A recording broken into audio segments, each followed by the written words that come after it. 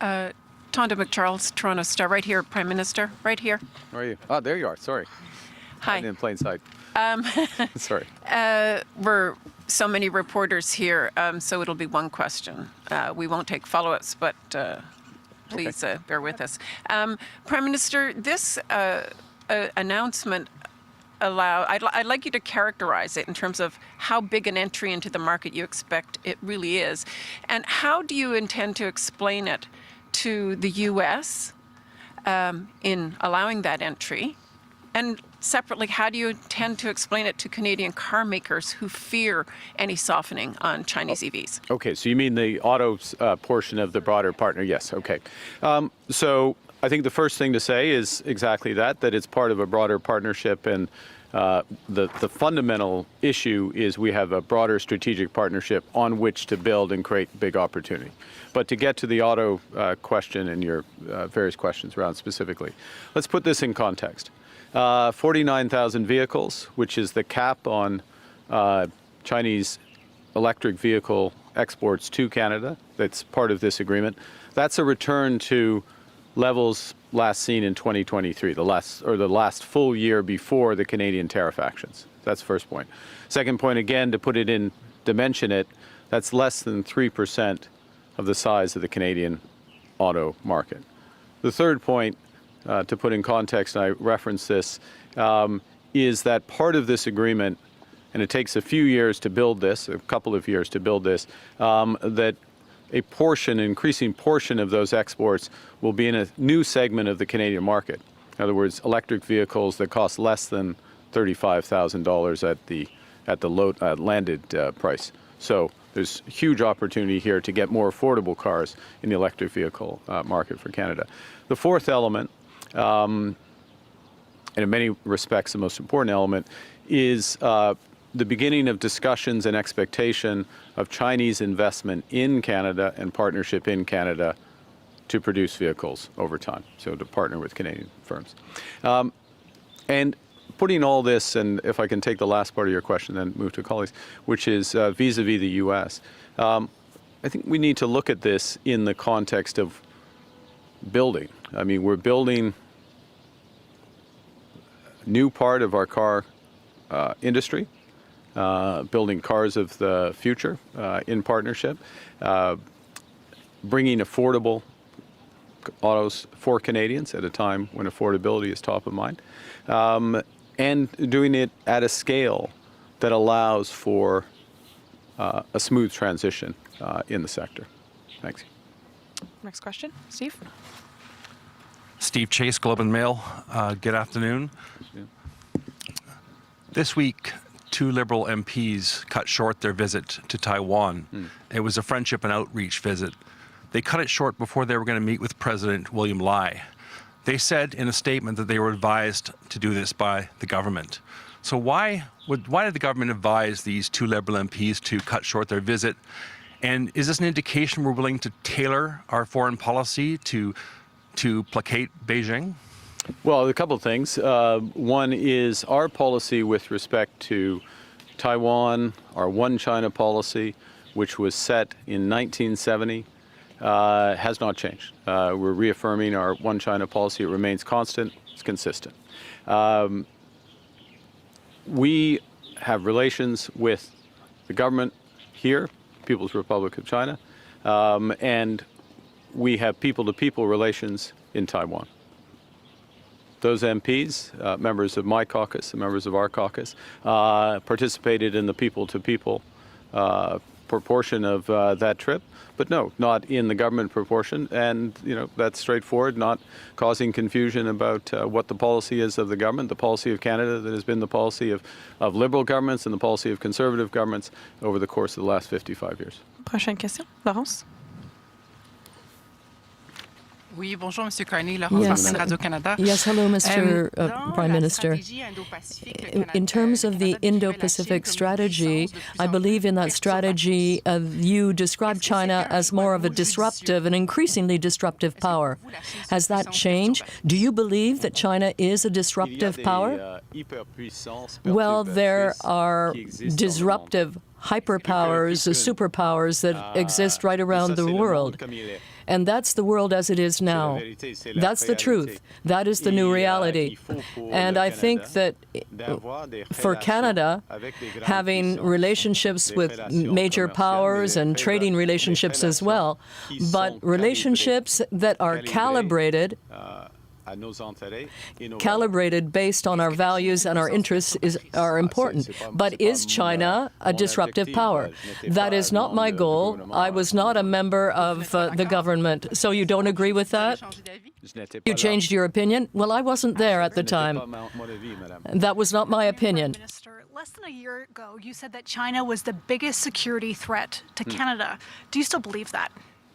The security landscape continues to change, and in a world that's more dangerous and divided, we face many threats. That's the reality, and the job, my responsibilities as Prime Minister, the job of the government, is to manage those threats. You manage those threats by building resilience, building security. You manage those threats through alliances. You manage those threats through engagement. And we're pursuing all of those. And I would say that, well, the threat environment has increased. The risks have multiplied. So too has our resilience and our engagement, which is protecting Canadians on balance. But does that threat from Next China still question. exist? I'll refer to my previous answer. Next question, Martina. Prime Minister Martina Stavis, New York Times. After your visit, is it fair to say that you're concluding that China is a more predictable and maybe reliable partner to Canada than the United States is today? Well, let me answer it. I'm going to answer it directly with respect to the relations with China and our engagement with China. And I will say that from the first conversation I had with Premier Li, telephone conversation, then the meeting in New York, the long meeting with President Xi in Korea, and then the meetings over the course of the last few days. There are a number of specific issues, and I've outlined them that where we've made progress in our strategic partnership. But we spent a fair bit of time in all of those meetings about the guardrails, if you will, of the relationship, where we felt we could cooperate, where we had differences of opinion, where we had differences of view in the system, respecting each other's differences in the system. And that sort of candid and consistent dialogue, frank dialogue, that leads to a more predictable and effective relationship. Our relationship, the one comparison I will give you with the United States, our relationship, this is no insight, is much more multifaceted, much deeper, much broader than it is with China. But yes, in terms of the way that our relationship has progressed in recent months with China, it is more predictable, and you see results coming from that. Next question. On the predictability, please, in French. Yes. Well, I think an explanation is necessary here.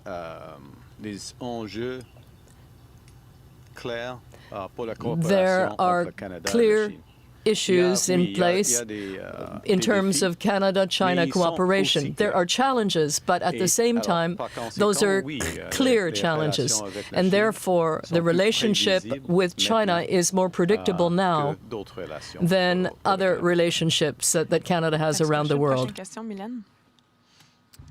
Bonjour, Monsieur Carney. Hello, Mr. Carney. Mylène Crête. I'd like to know what you say to Doug Ford, who wanted a plant to produce EVs here. And what about, sorry, what was the last part? Pork. What about tariffs on pork? Well, I believe Je vais fournir une réponse de la deuxième partie. I'll après, provide you with an answer to the second part of your mais question ce qui later. est clair, But et what on is a clear fait now beaucoup de is that progrès we dans have le- made a dans le great deal of projet progress agriculture. when it comes to agriculture. Et on a fait beaucoup de progrès. We've made a lot of Et progress. Nous attendons And que we are expecting il y ait plus de réduction des that there will be additional tariffs lowered in the course of this year. That's the first point. Second point, when it comes to Premier Ford, nous deux, nous voulons both of us bâtir une nouvelle industrie want automobile. to build a new Canadian Alors, c'est quoi auto l'avenir industry. l'industrie So what automobile? is the future of the Canadian Des auto véhicules industry? électriques Well, it's electric vehicles des véhicules avec beaucoup de technologie. and vehicles et that are based on l'affordability. high technology, Les trois as well as affordability. Three Il y a things. plusieurs entreprises There are a number qui, of companies qui peuvent fournir, qui peuvent créer ces véhicules. that can produce those vehicles here in Canada, including Chinese companies. So, in exchange for a small part of the Canadian on a market, un engagement. we now Nous attendons are expecting d'investissement au Canada. that there will be investment made in Canada by the real leaders of that industry from China. So this is an agreement that will create a future for our Canadian auto sector. Oui, ça c'est le plan. Yes, that's the plan. Absolument. Annie? Hello, Prime Minister Carney. CSIS has called China an enduring threat to Canadian tech and democracy, and some in the auto sector have said that Chinese EVs could pose a national security risk if allowed into Canada. And your plan is to increase the number of those EVs that are coming into Canada every year. Did you get any assurances from President Xi that China would stay out of elections, for example, and sensitive sectors before allowing more Chinese investment in many sectors, including the auto sector? So several aspects, thank you for the question, several aspects of what you said. The first is, and I'm going to refer to something I said a few minutes ago, which is we're returning to the levels of Chinese automobiles as a cap that we had 2 years ago, okay? Secondly, just to reinforce, that's less than 3% of the Canadian auto sector. So again, let's keep that keep it in perspective. But that's going up by 6.5% every year after. Yeah, but you bring that, you compound that growth, and you're getting to about 70,000 vehicles at year 5, although the agreement has it reviewed after year 3. So again, it's still in low single-digit proportion of the size of the Canadian auto sector. Canadians buy about 1.8 million autos a year, just to put it in context. The second thing, but you asked, you had autos mentioned, but then you asked, if I may, a deeper question around our relations, and as you said, foreign interference, transnational aspects. The first thing I'd say is that part of the agreement includes a security aspect, greater cooperation between law enforcement on a series of cross-border crime issues. That's the kind of progress we need in order to address a range of issues, including illicit narcotics, but as well as interference. And then the second is that we have an understanding. These are some of the issues that we discuss in terms of our expectations in Canada, our red lines in terms of preventing foreign interference, not tolerating foreign interference, and addressing it when we see it. And as Prime Minister, I've always taken this extremely seriously, just from the point when I got my security clearance well before I was elected leader of the Liberal Party. Thank you. Next question, Christopher. Good afternoon, Prime Minister. Christopher Nard from the National Post. Canola tariffs are not completely disappearing, and more importantly, they're not disappearing on all products either.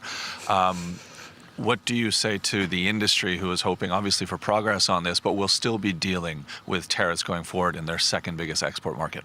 This is enormous progress. The first thing is this is enormous progress. We're dropping the expectation starting from March 1st, so in advance of planting, we're seeing canola tariffs. We fully expect canola tariffs to drop from 85% to a combined 15%. Approximately 15%. I'll use the exact language in the agreement, but we have a high degree of confidence that that's going to happen, and that's going to create an opportunity combined between meal and seed, a $7 billion market opportunity. That's the first point. The second is that the spirit of this agreement. So there's agreements and technical aspects of the agreement and expecting those to be followed. That's important. But it's also the spirit of what is a new partnership, a new era, turning the corner, historic agreement, building more broadly. That creates a series of expectations about where we're going from here, whether it's in canola, other grains, pulses, lobster, beef, pork, pet food, all these covered. So there's movement, and there's a real, it's a return, and actually more than a return, to Canada as an important agriculture partner with China. Next question, Brian. Prime Minister Brian Platt with Bloomberg News. Yesterday, when you met with Premier Lee, one of the things you said in the public remarks was this partnership with Canada and China, this new partnership, sets us up well for the new world order. What did you mean by that? What is the new world order? Well, it's a great question, Brian, because I think the world is still determining what that order is going to be. And let's be clear what we're talking about first and foremost, which is what is going to govern global trade?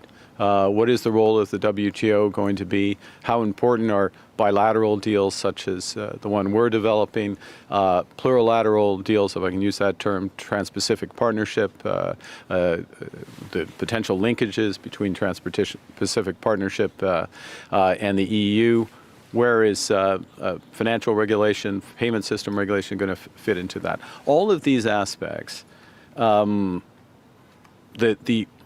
use a fancy word, like the architecture, the multilateral system that has been developing these is being eroded, to use a polite term, undercut, use another term. So the question is, what gets built in that place? How much of a patchwork is it? How much is it just on a bilateral basis? Or where do like-minded countries in certain areas? So like-minded countries, just to be clear, doesn't mean you agree on everything. Aspects, for example, on digital trade or agricultural trade, climate finance as another area, to move into areas of geostrategy, geosecurity. You will have different coalitions that are formed. So what this partnership does is in areas, for example, of clean energy, conventional energy, agriculture, as we were just talking about, and financial services, which we've talked less about, but the evolution of the global financial system, the role of the renminbi over time, the evolution of cross-border payments. I know it all sounds very dry, except for your organization, which I think takes an interest in it. These are important elements of how the system's going to work. And look, the expectation is that rather than these being developed necessarily through the IMF, WTO, and other multilateral organizations, it is going to be coalitions that develop them, not for the world, but for subsectors of the world. Okay. Next question, Tom. Hi, Prime Minister. Tom Perry with CBC. I know that you're talking about China offering stability. There are still, of course, though, concerns in this country about human rights, yes, about freedom of expression. I'm wondering where those fit into your calculations. Are these things that Canada just can't afford to think about because we've got to diversify our markets? No, we fundamentally stand up for human rights. We stand up for democracy, territorial integrity, rights to self-determination. We take the world as it is, not as we wish it to be. That means the following. We do engage with countries. We calibrate that engagement depending on our values and our interests, so that engagement is more narrow when there are those issues. We also have, if you will, a sort of value-based realism to the approach.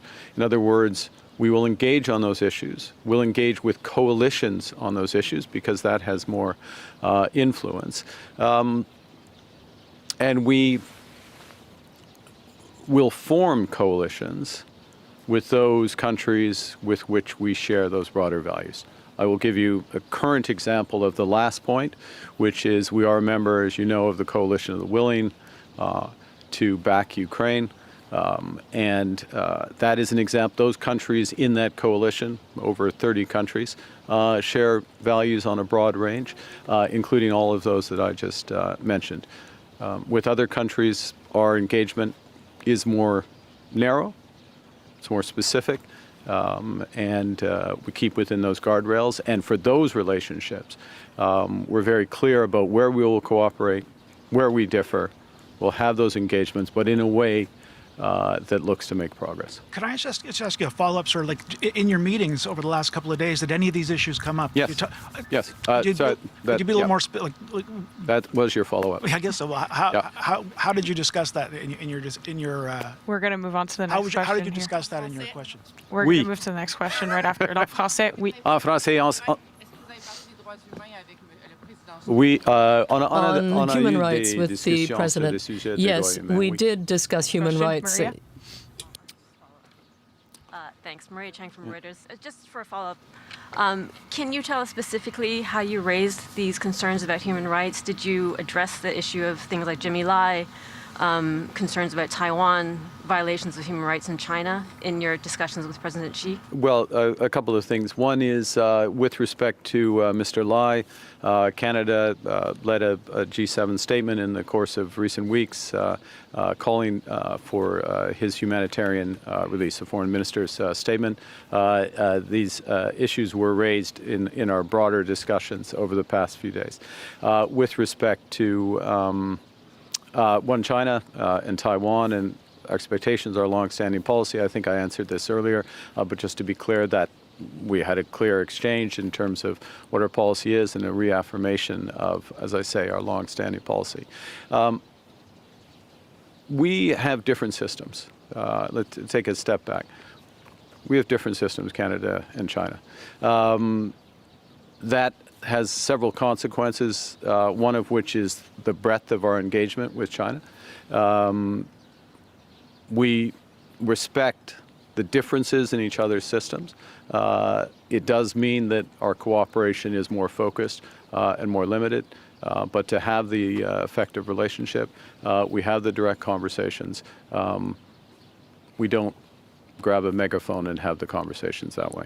And we'll have time for one last question, Kyle. Or David. Thanks, Sorry, Gail. David. David Aiken, Global News. Good afternoon, Prime Minister. nifty. I got shoved to the front here. I'd like to know what Canada is doing to protect the integrity of Greenland. And related, China fashions itself a near-Arctic power and with some claims to Arctic resources. So I wonder if you could answer that question, what we're doing to help protect Greenland's integrity, and how do you feel about China's claims, such as they are, to Arctic resources? Well, several aspects of that. The first, with respect to Greenland, the future of Greenland is a decision for Greenland and for the Kingdom of Denmark. We are NATO partners with Denmark, and so our full partnership stands. Our obligations on Article 5, Article 2 of NATO stand, and we stand full square behind those. Thirdly, with respect to our relations with Greenland, as you know, we've opened our consulate. As you may know, the Governor General is visiting with the Minister of Foreign Affairs. There she is. No rest for you. Going to Nuuk in the first week of February. We'll be there. We're in discussions with our NATO partners and with Denmark about Arctic security through various fora, through bilaterally with Greenland and very much with Denmark, through the Nordic countries, Nordic Baltic 8, and as you know, just remind others that we've taken decisive steps in terms of Arctic security over the course of this year. One of the first things that I did as Prime Minister was to move our Arctic presence from 4 months a year to 365 days a year on land, sea, and in air, and we will continue to reinforce that. I will say that I had discussions with President Xi about the situation in Greenland, about our sovereignty in the Arctic, about the sovereignty of the people of Greenland and the people of Denmark, and I found much alignment of views in that regard. En ce qui concerne le Groenland, With respect to Greenland, en ce qui concerne le président Xi ou you mean in terms of President Xi or la position canadienne en ce qui concerne the Greenland, Canadian c'est position on l'avenir Greenland de is that the Groenland future of Greenland est une décision pour le is Groenland a decision for Greenland Denmark. and Denmark. That's the first point. Second, we are allies. We are allies within NATO, and Canada is firm, has been very clear on this. We have commitments and obligations as partners in the NATO alliance, commitments to both Greenland and Denmark, and we will abide by those commitments. And we expect the other members of NATO to also abide by their commitments. I think that's enough. C'était la même. Non, c'est une courte transaction.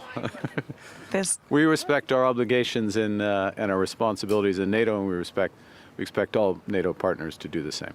Thank you. This puts an end to our press conference. C'est ce qui m'a fait à notre conférence de presse. Merci. Bon, merci beaucoup.